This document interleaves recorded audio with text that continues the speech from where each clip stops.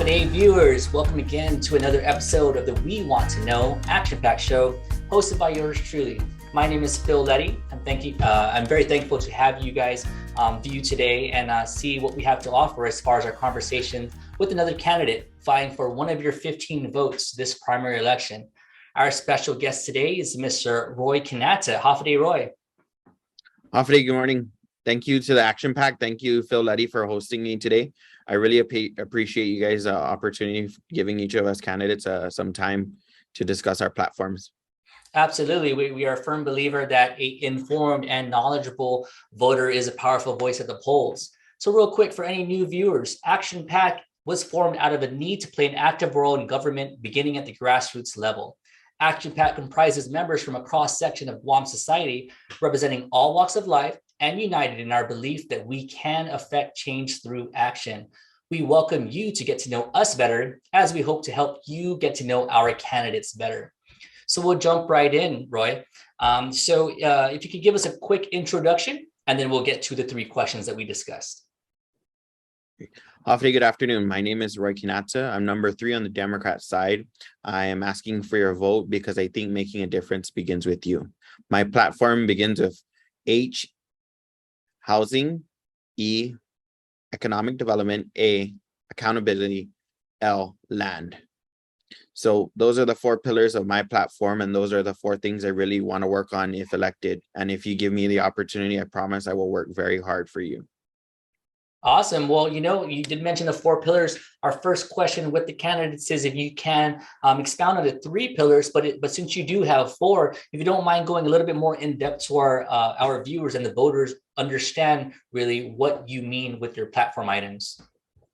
Okay, so in regards to housing, I think we've seen an influx of hardships in regards to the housing market. I think the military presence has definitely inflated our local market, and especially our local population has not been able to catch up on that financial bracket. A lot of us are seeing a lot of new housing developments moving forward, but a lot of us are also not being the ones picking up those housing units. And it's not to say that the military buildup isn't in any way a bad thing. It's just inflating the market, and it's becoming less affordable for our local population. So one of the things I would like to do in regards to development is try to fixate on areas that are rural so that we can get those areas developed and have more access to power and water, and eventually grow the area out with new development. It is a very costly expense, especially for power and water to be in and the roadway infrastructure to be in place. So I think if we can have more community growth in certain rural areas, we can work on funding it more generously. And then I think we also need to look at a moderate income bracket so that individuals who do not meet the low income housing and those who meet the maxed out housing limit bracket, those are the people that are usually in the gap that don't get any programs for them to achieve a home. So I think a lot of people in my generation can't even afford a studio, let alone in any area. Before, in the 2014, I think the market was more or less the area market, but now it's just general market is just overpriced, and it's very hard for my generation or any generation already to even find an affordable living space, and especially have power and water hooked up, because water and power continue to be on the rise, especially gas. So those are one of my main focuses to work on, is housing, economic development, especially in the business community. You guys are the backbone of our community. I think we need to work with you guys and help find solutions and see what we can do locally, and obviously support the local community businesses, and always look to you guys for some advice in the business area, because government of Guam is surely not in the business of making any profits. We're here to help the people, and that should be our focus, and especially those who are helping build our economy back up from post-pandemic, right? Accountability. I know we have a lot of tax concerns, and I'm probably the only candidate I think that wants to support a 1% tax across the board, because I think accountability begins with a 1% tax, so that we don't have to have any loopholes. It's going to be automatic. For example, purchasing a King Car bottle. If you purchase a King Car bottle, you have to report 1% of that, right? So if we can report those out, then I think we can be more accountable with our finances.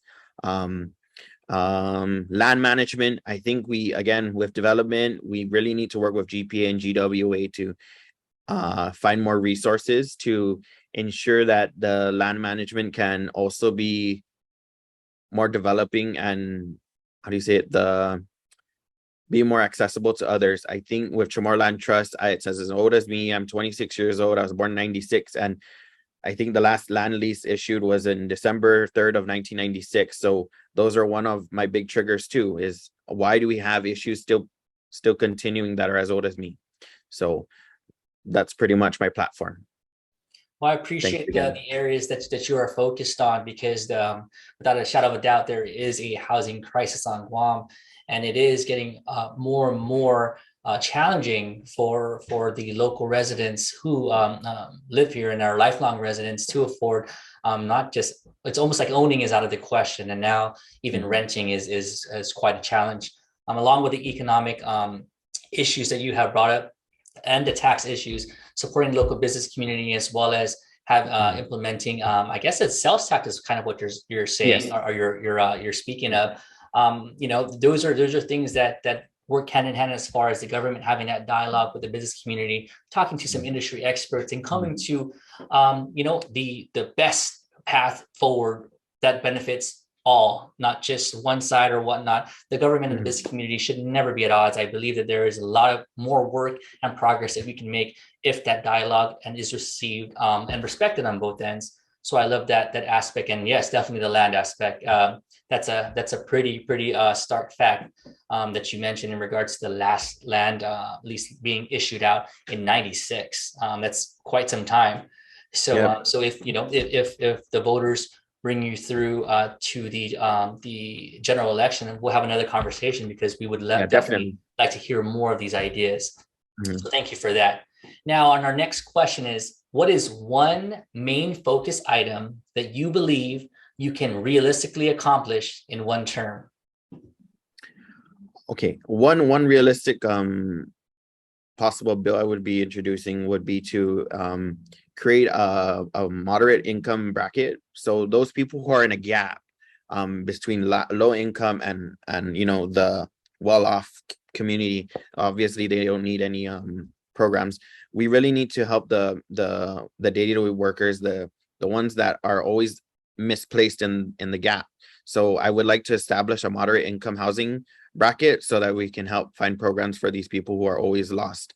And that would be probably the one big one for me. And then help find more funding for land management.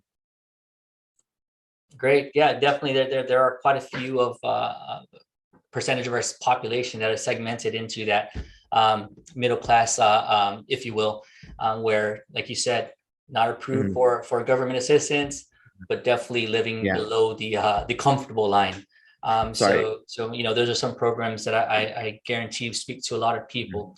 You know, in closing, our final question to all candidates is, as you know, and as many of our viewers and our members know, the Action PAC is made up of the largest business organizations on Guam. Businesses, along with their employees, for our members as well, from all of the chambers, the contractors, realtors, and Guam Hotel and Restaurant Association. So with that said, how will you help our local business community as we progress past these economic recovery times?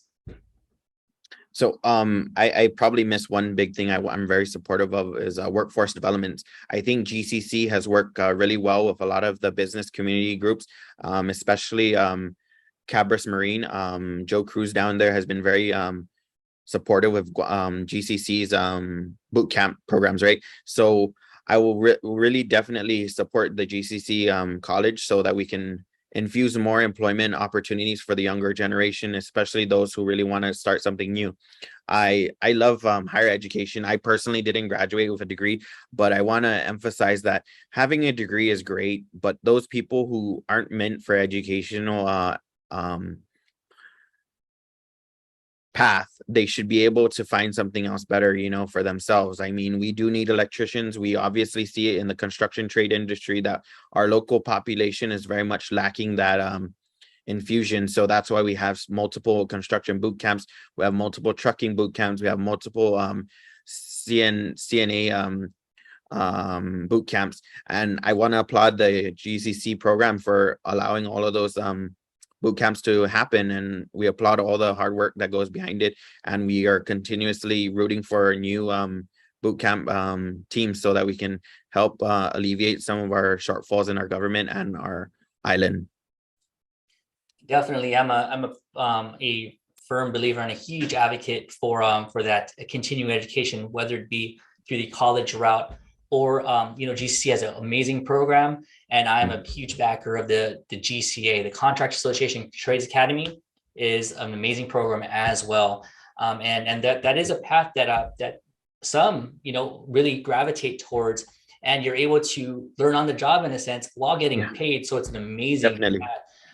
And there is a huge need for craftsmen in different areas, especially with the military buildup that's going to be going on for quite a few more years. So for our incoming generation, it's important, I believe, that that our business community, our trades academy, GCC, as well as the government, we start really focusing on implementing the career fairs, the job fairs, and spark the imagination and creativity of the next generation. As a father of four, I really think that's a huge area that we definitely should dedicate time and resources to.